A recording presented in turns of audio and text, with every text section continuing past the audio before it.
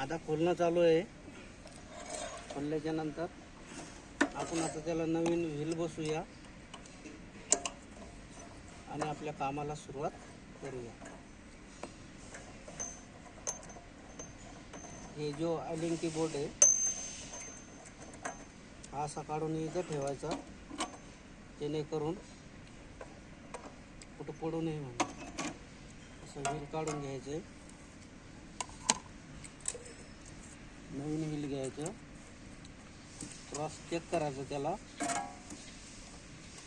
नंतर व्हील लावायचं। Wheel proper बसलंय का त्याचं लक्ष ठेवायचं। नंतर क्लिप लावायची, अलिंग कीबोर्ड लावायचा आणि त्याला टाईट करायचं।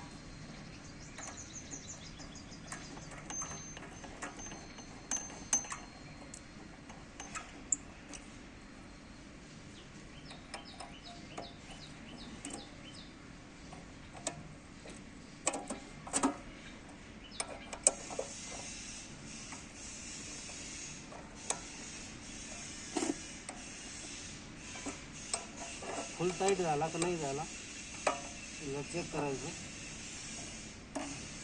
चाकचं चालू करायच्या आधी व्हील चेक करून घ्यायचं।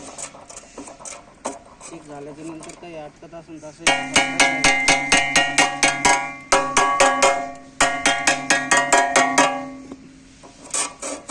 तरी आउट घेऊन आउट